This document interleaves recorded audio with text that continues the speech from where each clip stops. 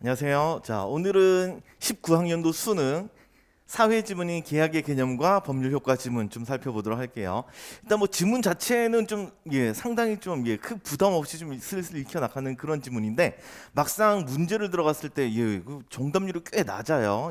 그래서 우리가 이 글을 읽어 나갈 때 어느 부분을 놓쳤기 때문에 그런 문제가 발생했는지 좀 신경 쓰면서 좀 글을 한번 읽어 보도록 할게요. 자, 시작합시다. 자, 사람은 살아가는 동안 여러 약속을 한다. 그렇죠. 약속 많이 해요. 자, 계약도 하나의 약속이다. 네, 계약이니까 약이 약속이겠죠. 자, 그것도 하나의 약속입니다. 하지만 이것은 친구와 뜻이 맞아 주말에 영화 보러 가자는 약속과는 다르다라고 했어요. 우리가 뭐 이렇게 주말에 이제 영화 보러 가자는 약속을 가지고 계약이라고 하진 않으니까 다르다는 거 좀 이해될 것 같아요. 자, 계속. 그럼 도대체 어떤 점이 다른가 좀 신경 쓰면서 읽어볼게요. 자, 일반적인 다른 약속처럼 계약도 서로의 의사 표시가 합치하여 성립하지만 이때의 의사는 일정한 법률 효과의 발생을 목적으로 한다는 점에서 차이가 있다라고 했어요.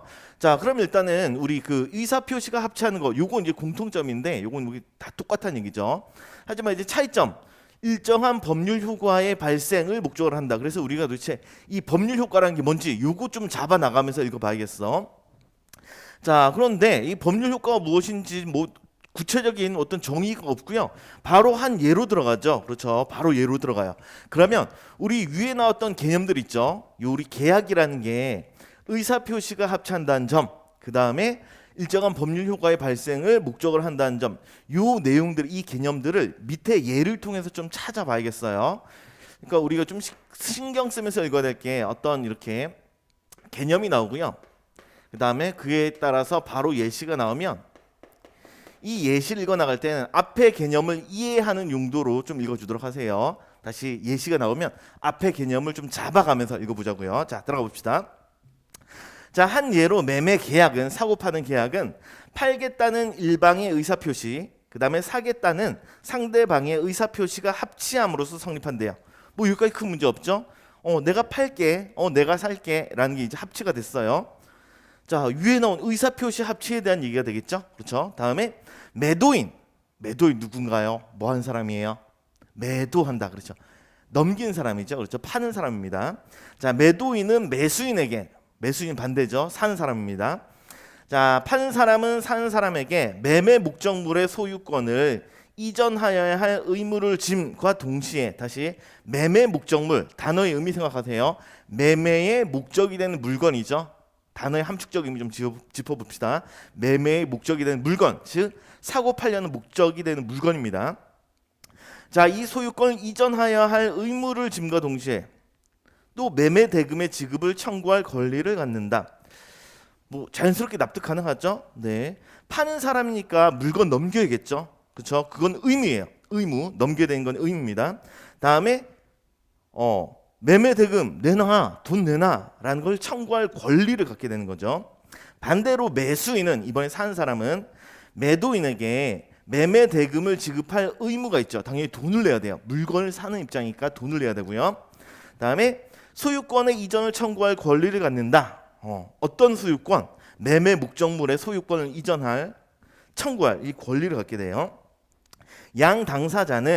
양당사자니까 매도인과 매수인이죠. 얘들은 서로 권리를 행사하고 서로 의무를 이행하는 관계에 놓이는 것이다까지 이제 여기까지가 예시가 되겠네요.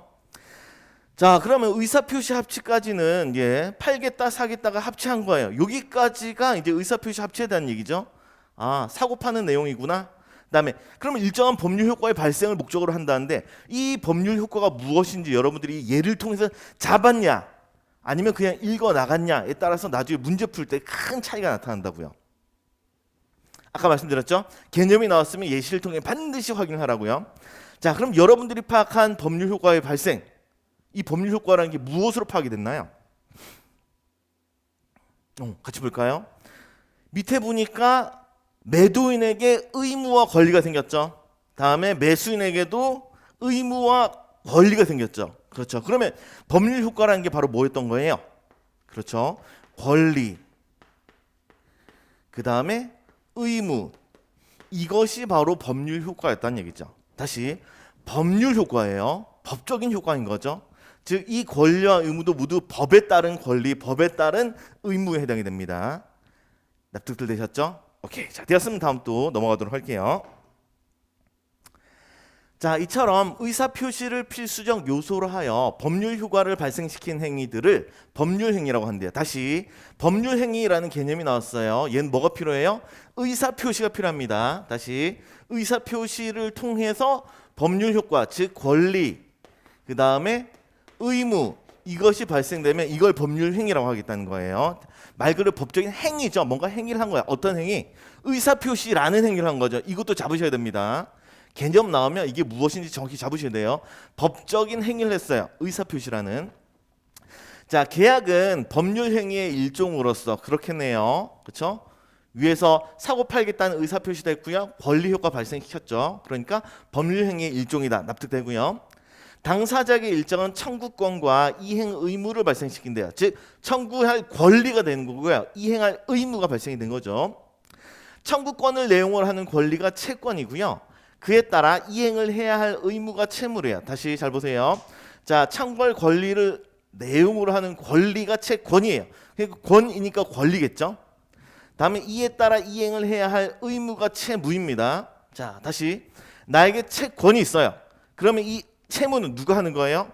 그에 따라 이행을 하는 거니까 상대방이 하는 거죠. 납득되시나요? 오케이. 내가 권리가 있고요. 상대방에게 그에 따른 채무가 생기는 거예요. 참고로 권이니까 권리, 채무니까 의무에 해당되는 거죠. 따라서 채권과 채무는 발생한 법률 효과가 동전의 양면처럼 서로 다른 방향에서 파악되는 것이라 할 수 있다라고 했어요. 자, 이 부분이 납득이 되셔야 됩니다. 이 부분이 잘 납득이 돼야 돼요. 자, 우리 좀 전에 했던 내용들을 바탕으로 이게 어떻게 동전의 양면처럼인지 좀 확인해 보도록 할게요. 자, 우리 아까 전에 이제 그 물건을 사고 팔았었는데 매매 목적물이라는 것이 있었는데 이게 팔 물건이죠. 파는 사람 뭐라고요? 매도인. 사는 사람 뭐라고요? 매수인. 이렇게 되는 거죠. 자, 이거 보세요. 이 매매 목적물 어느 쪽에서 어느 방향에서 파악하는 데 따라서 매도인의 입장에서 봤을 때는 매매 목적물이 뭐가 되는 거예요? 이걸 넘겨야 되니까. 그렇죠? 요 놈은 해야 할 의무가 되는 거죠. 그렇죠? 채무에 해당됩니다. 채무. 이 사람 입장에서 봤을 땐 다시 이 사람 입장에서 봤을 때는 매도 입장에서 봤을 때는 이것은 채무에 해당돼요. 다음에 매수인 입장에서 봤을 때 이걸 받을 권리가 있죠. 청구할 권리가 있습니다. 그래서 이것은 채권에 해당이 되겠네요. 이해되시죠? 네. 어느 쪽에서 서로 다른 방향에서 파악된다는 얘기예요. 한 대상을 가지고 서로 다른 방향에서 파악되는 거죠. 자, 그러면 매매 목적물 했으니까 요거 돈도 내야 되죠. 매매 대금 한번 해볼까요? 매매 대금. 매수인 입장에서는 뭐가 돼요? 매수인 입장에서는 넘겨야 되는 거죠. 그렇죠. 줘야 되는 겁니다. 그럼 이 사람 입장에서는 이것이 채무가 될 것이고요. 매도인 입장에서는 받을 권리가 있는 채권이 되는 거죠. 납득들 되시나요? 오케이. 자, 좋습니다. 자, 계속 이거 나옵시다. 그래서 이 법률 효과가 권리와 의무가 동전의 양면처럼 서로 다른 방향에서 파악되는 거죠. 어느 쪽에서 보느냐에 따라서 한쪽에서는 권리가 되고요. 한쪽에서는 의무가 되는 겁니다. 채무가 돼요. 자, 그리고 채무자가 채무의 내용대로 이행을 하여 채권을 소멸시키는 것을 변제라고 하겠대요. 자, 변제라는 개념을 새로 나왔네요. 다시 보세요. 채무의 내용대로 이행을 했어요. 그럼 채권이 소멸돼요. 누구의 채권이 소멸이 돼요? 상대방의 채권이 소멸이 되는 거죠. 납득들 되시나요? 네. 예를 들어 볼게요. 자, 매수인이 자신의 채무에 따라서 매매 대금을 지급을 해요. 그러면 없어지죠. 권리가 없어져요. 누구의 채권이? 매도인의 채권이 없어지거든. 그래서 채무대로 이행을 해서 상대방 채권을 이렇게 날려버린 행위, 이것을 뭐라 하겠다? 요것을 앞으로 변제라고 부르겠다는 얘기죠. 동전의 양면에 해당되는 게 사라지게 되는 것, 이것이 바로 변제의 개념이 되는 겁니다. 납득들 되셨나요? 예. 이런 것들을 여러분들이 꼼꼼하게 파악이 되셔야지만, 네, 실제로 문제 풀 때 문제가 잘 풀렸을 거예요. 자, 되었으면 다음 또 넘어가 보도록 하겠습니다. 자, 세 번째 단락 들어갑니다. 자, 갑과 을은 을이 소유한 그림 A를 갑에게 매도하는 것을 내용으로 하는 매매 계약을 체결하였다. 이것도 예시죠? 예. 요 내용들 위에 나왔던 이 내용들을 좀 더 구체적인 예로 들어갔어요. 요것도 요 내용들을 이해하는 용도로 좀 써보도록 합니다. 다시. 자, 을이 소유한 그림 A를 갑에게 매도한대요. 자, 그러면 갑과 을 관계가 만들어졌죠? 예. 갑은 그러면 위에 매도인과 매수인 중에 뭐에 해당돼요? 갑이 사는 사람이죠. 을이 소유한 그림 A를 판다고 했으니 을이 매도인이 되는 겁니다. 이해되시죠? 을이 매도인이고요. 갑이 매수인이 되는 상황이에요. 이해되시죠? 자, 다음에 을의 채무는 그림 A의 소유권을 갑에게 이전하는 것이다. 그림 A가 매매 목적물이 되는 거죠. 을의 채무가 있습니다. 채무가 있어요. 뭐 그림 넘기는 거. 매매 목적물에 해당되는 게 그림에 해당되는 거죠. 자, 동산인 물건의 소유권을 이전하는 방식은 스탑. 동산이라는 표현 나오는데 이 개념 좀 알아줍시다. 동산입니다. 움직일 동자를 써요. 움직이는 재산이면 동산. 그럼 움직이지 않는 재산은 뭐예요? 부동산 이렇게 되겠죠, 그렇죠? 움직이지 않는 재산이 부동산, 뭐 건물, 토지 이런 것들에 해당되고요. 예, 움직일 수 있는 물건의 소유권을 이전하는 방식은 그 물건을 인도하는 거래요. 말 그대로 넘겨주면 됩니다. 다시 소유권을 이전하는 방식, 물건을 넘겨주면 돼요. 쫙 이거 가져 이러면 끝입니다. 자, 갑은 그림 A가 너무나 마음에 들었기 때문에 그것을 인도받기 전에 대금 전액을 금전으로 지급하였다. 이 친구의 문제점이 여기 있네요. 돈부터 덥석. 여러분 이러시면 안 돼요. 자, 이 친구는 그 돈부터 덥석 줬어요. 자, 하지만 여러분들 그냥 읽고 넘어가시면 안 됩니다. 이걸 뭐라 하겠어요? 대금 전액을 금전으로 지급하였다라는데 대금, 매매 대금은 갑에게 있어서 이거 뭐 해야 돼요? 무엇에 해당되나요? 갑에게는 대금 뭐에 해당돼요? 갑에게는 이 대금이 뭐예요? 채무죠. 그렇죠. 채무입니다. 그걸 지급을 했대요. 자신의 채무를 이행을 했어. 상대방의 채권은 어떻게 돼요? 없어지게 되겠죠. 무엇이 이루어졌어요? 네. 변제가 이루어졌습니다. 이렇게 읽으셔야 되는 거죠. 자신의 채무를 이행을 했어요. 변제를 이행을 했습니다. 자, 그런데 갑이 아무리 그림 A를 넘겨달라 청구하여도 을은 인도해 주지 않았다. 이 친구 문제네요. 예, 그림을 안 주고 있어요. 자, 이런 경우 갑이 사적으로 물리력을 행사하여 체결하는 것은 엄격히 금지된대요. 즉, 뭐 몽둥이 들고 쫓아가지고 이러면 안 된다는 얘기입니다. 왜? 지금 이 갑이라는 사람 자신의 채권이 있죠. 그렇죠. 근데 이 채권과 채무는 앞에 개념을 따져봤을 때 이거 법적인 법률 효과죠. 무엇에 따라서 해결해야겠어? 법률 효과니까. 그렇죠. 법률에 따라서 해결해야 됩니다. 사적으로 하면 사적으로 물리력 행사하는 거 이거 안 된다는 얘기예요. 납득되시죠? 자, 다음 넘어갑니다. 자, 네 번째 단락. 자, 채권의 내용은 민법과 같은 실체법에서 규정하고 있대요. 다시 권리들의 내용은 민법과 같은 실체법에서 규정했어요. 실체가 있는 법이 되겠네요. 그렇죠? 실체가 있는 법, 민법, 실체가 있겠네요. 자, 이런 법에서 규정하고 있고요. 다음에 그것을 강제적으로 실현할 수 있도록 여기서 그것이 뭐예요? 지시 표현 나오면 무조건 확인하셔야 됩니다. 여기서 그것은 채권이 되는 거죠. 이 채권을 강제적으로 실현할 수 있도록 민사소송법이나 민사집행법 같은 절차법이 갖추어져 있다. 좀 느낌 오세요? 사적으로 물리력을 행사하는 건 안 됩니다. 무엇에 따라서 강제적으로 실현하고 있어요? 그렇죠? 민사소송법, 민사집행법 같은 절차법에 따라서 그것을 강제적으로 실현할 수 있는 거죠. 자, 그리고 이름 좀 보세요. 실체법이 실체가 있는 법이라면 절차법은 절차가 있는 법이죠. 우리 절차라는 단어 옆에 좀 적어볼까? 절차라는 단어 앞으로도 읽어 나갈 때 이렇게 읽어주세요. 절차라는 말, 과정이라는 말, 순서라는 말, 단계라는 말 다 같은 말들입니다. 뭔가를 밟아가야 됩니다. 순차적으로 밟아가야 돼요. 절차법이니까 여기 민사소송법하고 딱 끝나는 게 아니죠. 요거하고 그 다음 단계 어떤 단계 이렇게 밟아 나가야 된다는 얘기예요. 소송법, 민사소송법이고요. 다음에 민사집행법이에요. 집행을 해야 된다는 얘기죠. 무엇을 집행하겠어? 그렇죠? 채권을 강제적으로 실현하는 거겠죠. 강제적으로 집행을 하는 거예요. 자, 다음 들어서 자, 갑은 소를 제기하여 판결로서 자기가 가진 채권의 존재와 내용을 공적으로 확정받을 수 있고라고 했습니다. 뭐가 보이시나요? 소를 제기했대요. 소가 뭔데요? 소송을 제기했어요. 그래서 채권의 존재와 내용을 공적으로 확정을 받았죠. 소송을 제기했습니다. 위에 뭐 한 건 있어요? 민사소송법에 따라서 소송을 제기한 거죠. 이해되시나요? 소송을 제기했어요. 민사소송법에 따라서. 그래서 채권의 존재와 내용을 확정을 받았대요. 무엇에 따라서? 민법 같은 실체법에 따라서 규정이 되고 있는 거죠. 그렇죠? 네. 확정을 받았습니다. 또 나아가서 법원에 강제 집행을 신청할 수도 있대요. 뭐가 보이세요? 강제 집행을 했어요. 그렇죠? 민사집행법에 따라서 강제 집행을 신청하게 되는 거죠. 즉 이 부분은 민사소송법을 먼저 실행을 하고요. 그 다음에 민사집행법에 따라서 강제 집행을 신청하고 있는 과정을 이렇게 보여주고 있는 겁니다. 자, 넘어갈게요. 자, 강제 집행은 국가가 물리적 실력을 행사하여, 그래서 실력이라는 단어가 있는데 여기서 뭐 능력 발휘하다 이런 내가 실력 발휘 좀 해볼까 이런 뜻 아니죠, 그렇죠?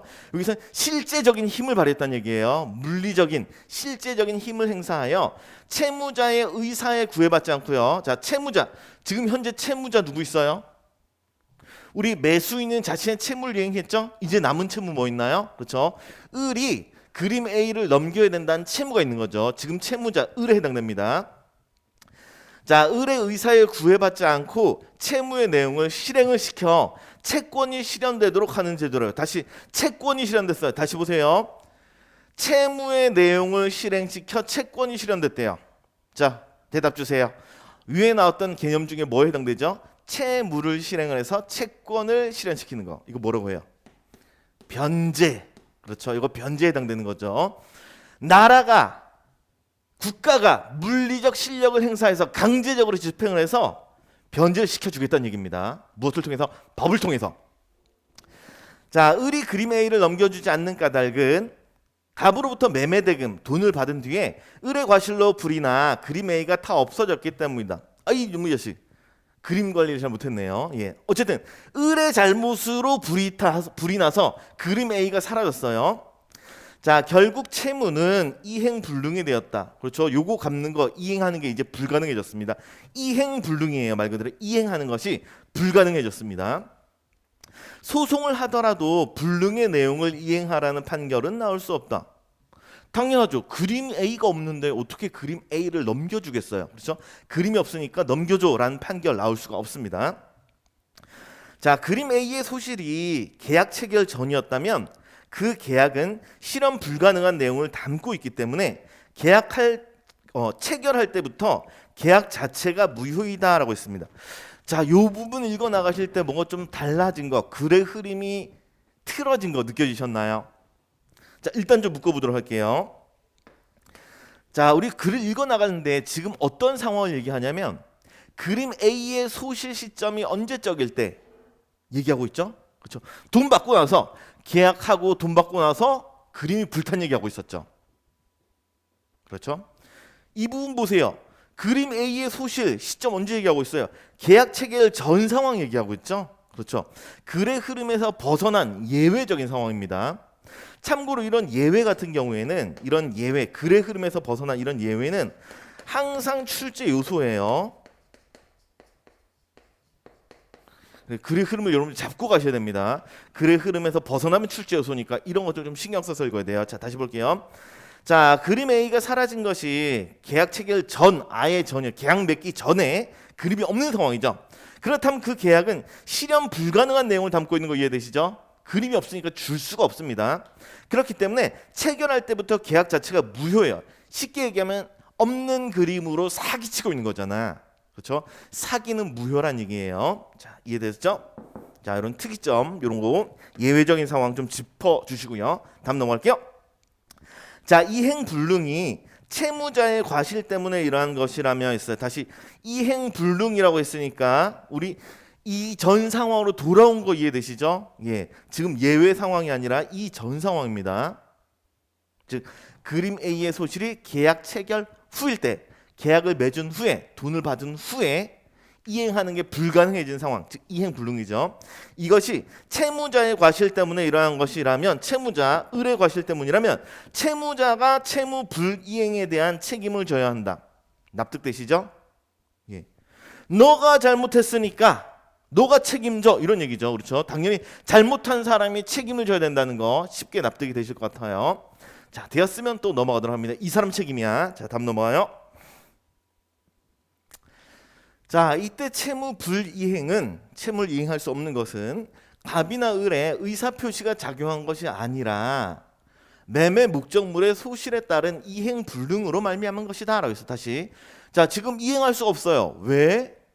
목적물이 사라졌으니까. 그리고 이것은 갑이나 을의 의사표시가 작용한 게 아니죠. 그렇죠? 내가 주기 싫어 라고 해가지고 안 주는 게 아니잖아. 그렇죠? 예, 그래서 의사표시에 작용한 것이 아니라 이것이 사라진 겁니다. 자, 이러한 사건을 통해서도 법률 효과가 발생한다라고 했어요. 자, 다시 보세요. 이러한 사건을 통해서도 법률 효과가 발생한대요. 우리 법률 효과 뭐였나요? 권리, 의무. 그렇죠? 권리나 의무가 발생해요. 무엇을 통해서? 사건을 통해서도. 그렇죠? 지금은 의사표시를 통한 게 아니죠. 그렇죠? 의사표시를 통한 게 아니라 이러한 사건을 통해서. 어떤 사건이에요? 매매 목적물의 소실이라는 이 사건을 통해서 법률 효과가 발생했습니다. 권리와 의무가 발생했어요. 이해되시죠? 자, 됐으면 넘어갑니다. 채무 불이행에 대한 책임은 갑으로 하여금 계약을 해지할 수 있는 권리를 갖게 한다 했어요. 다시 보세요. 채무 불이행에 대한 책임 누구한테 있어요? 요거 을한테 있는 거죠. 이 을의 이 책임은 갑으로 하여금 계약을 해지할 수 있는 권리인 법률 효과를 갖게 하는 거죠. 그렇죠? 계약을 해제시킬 수 있는 권리를 갖게 합니다. 자, 갑이 계약 해제권을 행사하면 이제 자신의 권리를 행사를 했어요. 자, 이러면 그때까지 유효했던 계약이 처음부터 효력이 없는 것으로 했는데, 이름 보세요. 계약을 해제할 수 있는 권리를 행사했잖아. 계약이 없어졌다고요. 계약이 없어졌으니까 계약이 처음부터 효력이 없는 것으로 계약 자체가 완전히 사라지는 겁니다. 자, 이때의 계약 해제는 일방의 의사표시만으로 성립한대요. 누구의 의사표시만으로? 그렇죠? 갑의 의사표시만으로 성립을 했죠. 그렇죠? 따라서 갑이 해제권을 행사하는 데에 을의 승낙은 요건이 되지 않아요. 네, 혼자서만 하면 되니까. 그래서 이러한 법률 행위를 단독 행위라 한다라고 했습니다. 자, 이쪽에서 여러분들이 읽어 나가셔서 조금 더 신경 써야 될 거. 잘 보세요.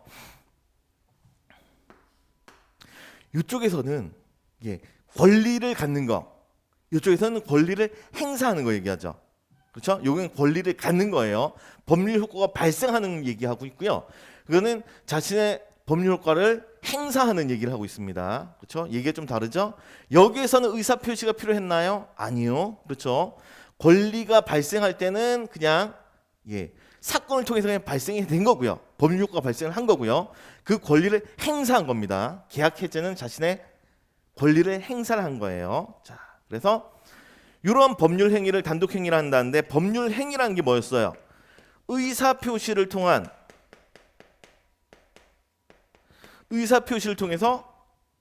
법적인 법률 효과를 발생시키는 거죠. 그게 단독 행위에 해당이 되겠어요. 자, 되셨나요? 자, 되었으면 넘어가 보도록 하겠습니다. 자, 갑은 계약을 해제하였다. 네, 계약 없어졌습니다. 자, 이로써 그 계약으로 발생한 채권 채무는 없던 것이 된다. 자, 기존에 있던 채권 채무 싹 사라집니다. 요 채권 채무 다 사라지는 거죠. 그렇죠? 여기 채권 채무 다 사라지면, 왜? 계약이 없어졌으니까 권리와 의무 싸그리 몽땅 사라지게 돼요. 자, 당연히 계약의 양 당사자는 자신의 채무를 이행할 필요가 없어요. 왜? 채권 채무가 없으니까. 이미 이행된 것이 있다면 이러는데, 이행된 것이 있었나요? 그렇죠. 매매 대금을 준 적이 있었네요. 그렇죠. 자, 그런 것이 있다면 계약이 체결되기 전의 상태로 돌려놓아야 한대요. 그러면 돈을 주기 전 상태로 돌려놓는다는 얘기는 돈 돌려받겠다는 얘기죠. 자, 이를 청구할 수 있는 권리가 원상회복 청구권이다 했어요. 이름 그대로 원상회복을 청구할 수 있는 권리에 해당됩니다. 자, 계약의 해제로 갑은 원상회복 청구권을 행사할 수가 있으며, 다시 원상회복 청구권이 생겼죠? 그리고 이것을 행사할 수가 있게 됐고요. 이러한 갑의 채권은 이 채권 내용은 뭐죠? 원상 회복을 청구할 수 있는 권리죠. 이것은 결국 을에게 매매 대금을 반환해 달라고 청구할 수 있는 권리가 된다라고 했어요. 내 돈 내놔. 이게 바로 현재 갑의 채권이 되는 거죠.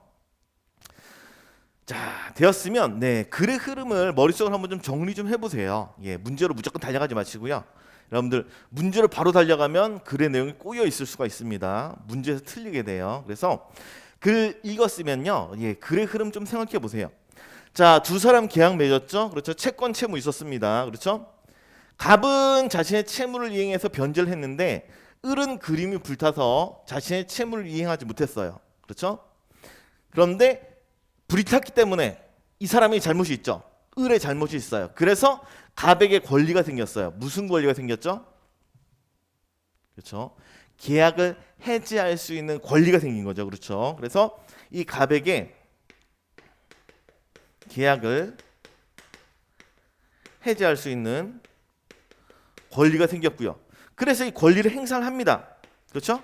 그럼 권리를 행사를 했으니까 계약 자체가 무효가 되죠. 싸그리 몽땅 사라져요. 그렇죠? 그 싸그리 몽땅 사라지면 다 사라지면 좋은데 이미 행해진 것이 있다면 그것을 돌려놔야 되는 거죠.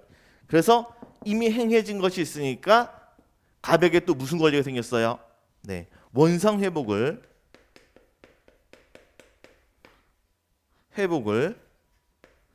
청구할 수 있는 권리가 생긴 거죠. 내 돈 내놔라는 권리가 생겼습니다. 까지가 글의 내용이었어요. 자, 그러면 문제 한번 넘어가 보도록 합니다. 자, 여기 16번 문제였네요. 자, 윗글의 내용과 일치하지 않는 거 시작부터 정답률이 탈탈 난리도 아닙니다. 정답률이 낮아요. 무지하게 어려웠다는 얘기죠. 자, 보겠습니다. 자, 실체법에는 청구권에 관한 규정이 있다는데 실체법이죠. 실체가 있는 법이었습니다. 자, 거기 청구권에 관한 규정이 있나요? 본문 찾아가 보시면요, 청구권이란 말 대신 채권이란 단어가 있었죠. 그렇죠? 채권과 청구권 같은 내용이었단 말이야. 그래서 이거 적절한 표현입니다. 여러분들 이 지문에서 좀 많이 틀렸던 이유가 같은 말을 동일하게, 즉 A라는 단어를 썼으면 똑같이 A라는 단어를 쓰지 않고요, 그것과 같은 의미의 다른 단어로 바꿔서 사용하는 그런 유형으로 계속 출제가 됐어요. 그래서 청구권이 채권과 같은 말입니다가 납득이 되셔야 돼요. 다음 2번. 절차법에는 강제집행제도가 마련되어 있냐요? 그렇죠. 절차에 따라서 소송 진행을 하고요, 그 다음에 강제집행을 신청을 했단 말이야. 그래서 강제집행제도 마련되어 있다. 적절한 표현이고요. 다음 3번. 법률 행위가 없으면 법률 효과가 발생하지 않는다. 잘 읽어보셔야 돼요. 법률 행위가 뭐였나요? 의사표시를 통해서 법률 효과를 발생시키는 거였죠. 그렇죠?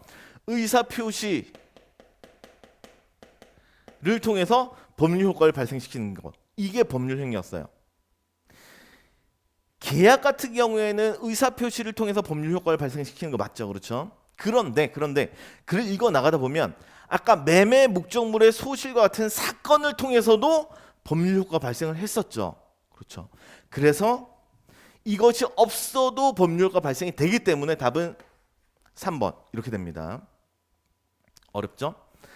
그러니까 글을 읽어 나가실 때 법률 행위라는 게 무엇인지가 잘 잡혀 있어야지만 문제가 풀리는 거예요. 개념들을 잡으셔야 됩니다. 무조건 쭉 읽어 나가시면 안 돼요.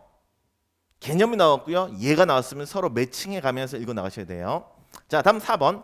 법원을 통하여 물리력을 채권을 실현할 수 있나요? 네, 법원을 통해서 가능하죠. 사적으로 안 됩니다. 다음에 실현 불가능한 것을 내용으로 하는 계약, 사기친 거죠. 없는 물건으로 계약 맺은 거였어요. 우리 아까 전에 글의 흐름에서 벗어났던 예외 부분이었죠. 그렇죠? 매매 목적물의 소실이 계약 체결 이전일 때, 그렇죠? 딱 그 상황입니다. 그래서 그럴 경우에는 사기친 거니까 무효이다. 적절한 표현이 되겠습니다. 자, 되었으면 다음 문제 넘어갈게요. 자, 다음 17번 문제. 기억 니은에 대한 이해인데 가장 적절한 것이라고 했습니다. 자, 일단 기억은 을의 채무고요. 을의 채무는 그림 A의 소유권을 갑에게 이전하는 것, 이렇게 나왔죠. 그림 넘기는 겁니다. 그림 넘기는 거예요. 다음에 니은, 갑의 채권은 결국 을에게 매매대금을 반환해 달라고 청구할 수 있는 권리가 된다 해서 매매대금 반환 청구권이 되는 거죠. 그렇죠. 원상회복 청구권입니다. 자, 기역 상황은 여기 상황이고요. 다음 니은 상황은 여기 상황입니다. 원상회복 청구. 이건 계약 해제 후고요. 이건 계약 중과 관련 있는 거죠. 자, 요거까지 다 잡아주셔야 돼요. 채무 채권만 읽으시면 안 되고요. 채무의 내용이 무엇인지, 채권의 내용이 무엇인지 정확하게 잡고 읽어 나가셔야 돼요. 이해되시죠? 자, 1번 들어가요. 자, 기역은 의뢰 채무는 매도인의 청구와 매수인의 이행으로 소멸한다 그랬습니다. 그냥 끄덕하지 마시고요. 매도인 누구예요? 파는 사람. 을. 매수인 누군가요? 사는 사람. 갑. 지금 의뢰 채무니까 청구는 누가 해야 돼요? 매수인 갑이 청구를 해야 되는 거죠. 그렇죠. 그래서 매도인의 청구와 매수인의 이행이 아니라 순서가 바뀌었어요. 사는 사람이 청구를 하는 거고요. 파는 사람이 이행을 해야 되는 거죠. 을이 이행을 해야 되는 겁니다. 이해되시죠? 그래서 이건 아웃. 바뀌었어. 자, 다음 2번 넘어가서요. 자, 갑의 채권입니다. 니은은 채권자와 채무자의 의사표시가 작용하여 성립한 것이다. 네. 채권자 지금 누구예요? 갑이죠? 갑은 내 돈 내나 할 수 있죠. 그렇죠? 근데 채무자의 의사표시 있었나요? 아니죠. 그렇죠? 채무자인 을의 의사표시는 중요하지 않아요. 그렇죠? 네. 너가 잘못했으니까 너의 의사는 중요하지 않아였습니다. 다음 3번. 자, 기억니은은 기억이 이행되면 그 결과로 니은이 소멸하는 관계다는데, 자, 잘 보세요. 한쪽이 이행돼서 다른 쪽이 소멸한대요. 우리 채무가 이행돼서 채권이 소멸되는 거, 이런 관계 무슨 관계예요?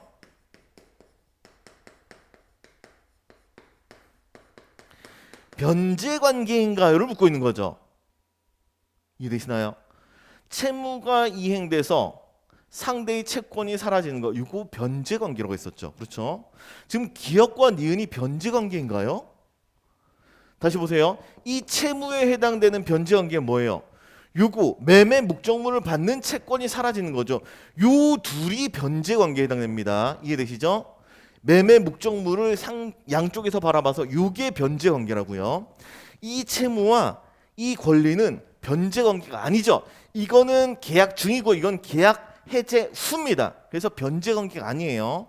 변제 관계는 동전의 양면이에요. 동전의 양면. 한 대상을 두고 어느 쪽에서 바라보느냐, 이게 변제 관계입니다. 그래서 그런 관계가 아니기 때문에 3번은 아웃 이렇게 되고요. 다음 4번.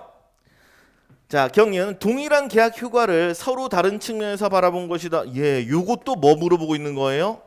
변제 관계인가 요를 묻고 있는 거죠. 그렇죠?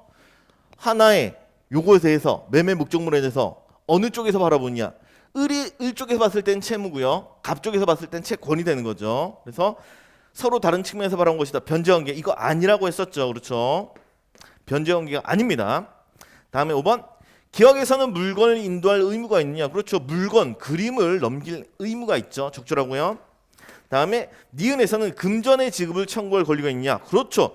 내가 줬던 매매대금 돌려놔 라고 청구할 권리가 있죠. 그래서 답은 5번 이렇게 됩니다. 예, 이것도 정답률 낮았죠. 네, 이쪽에서 많이들 틀렸어요. 네, 자, 그래서 변제 관계란 무엇인가 정확하게 잡으셔야 됩니다. 자, 넘어갈게요. 자, 다음 18번 문제.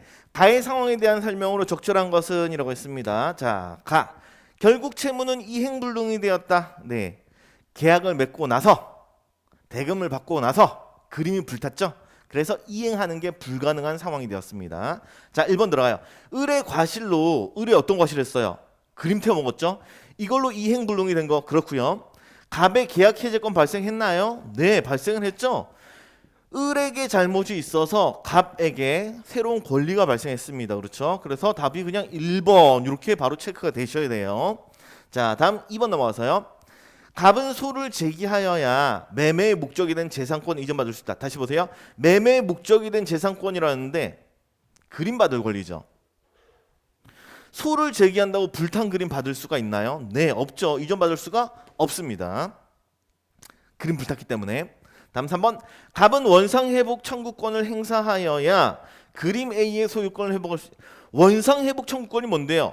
내가 줬던 돈 돌려내나 이거죠. 내가 냈던 돈 다시 내납니다. 그림 A의 소유권이 아니죠. 네. 매매 대금을 반환받는 겁니다.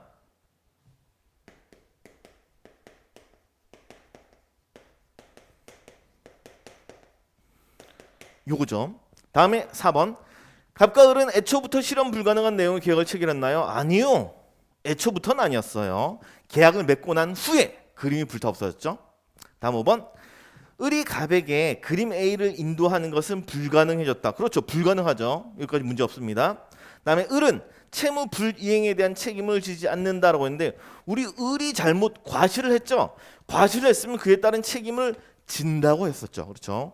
과실이 있는 사람이 그에 따른 책임을 져야 돼요. 그래서 네, 답은 1번이었습니다. 자, 해결되셨죠? 자, 다음 문제 넘어갑시다. 자, 42번. 예, 19번 문제. 자, 윗글을 바탕으로 할 때 보기에 대한 분석으로 적절치 않은 것은 이라고 했습니다. 자, 들어가 봐요. 자, 증여는으로 시작되네요. 증여. 예, 주는 거죠. 증여는 당사자의 일방이 자기의 재산을 무상으로, 보상이 없이 무상으로 상대방에게 줄 의사를 표시라고요. 여기 의사 표시라는 개념이 나오죠. 법률 행위라고 했습니다. 자, 그리고 상대방이 이를 승낙했대요. 상대방이 승낙했다. 이것도 뭘로 보셔야 돼요? 네, 의사 표시를 했다로 읽으셔야 되죠. 양측 모두 의사 표시가 됐네요. 자, 이렇게 성립하는 계약입니다. 얘도 계약이죠. 증여자만 이행 의무를 진다는 점이 특징이래요. 우리 이런 거 잘 읽으셔야 돼요. 뭐뭐만이라면 독특한 거고 고유한 거고 특이한 거기 때문에 항상 출제여서요. 증여자, 주는 사람은 이행 의무가 있어요. 주는 사람은 이행 의무가 있어요. 요거 우리 아까 동전의 양면이라는 표현을 썼죠. 증여자에게 의무라면 상대방에게 있어는 이거 뭐가 돼요? 권리가 되는 거죠. 이해되시나요? 예. 우리 채권 채무는 동전의 양면입니다. 그렇죠? 한쪽에게 채무면 상대방에게는 권리가 되는 거예요. 이해되시죠? 자, 다음 넘어가요. 자, 유언은 새로운 게 나왔나요? 유언은 유언자의 사망과 동시에 일정한 법률 효과를 발생시키려는 것을 목적으로 한대요. 법률 효과 뭐였죠? 권리와 의무였죠. 이행 의무 뭐였죠? 권리와 의무. 같은 말입니다. 이행 의무가 있다는 건 법률 효과가 있다는 얘기예요. 자, 유언도 법률 효과를 발생시키는 것을 목적으로 하는데 유언자의 의사표시만으로 유효하게 성립한대요. 다시 여기도 만이 있죠. 요거 한쪽만 있으면 되는 겁니다. 유언자의 의사표시만 있으면 되고요. 자, 그리고 의사표시에 상대방이 필요 없다는 점에서 증여 차이가 있대요. 자, 본문에 나왔던 개념 중에 이거 뭐가 연관있죠? 한쪽만 의사표시를 해가지고 법률 효과를 발생시켜요. 이거 뭐라고 했죠?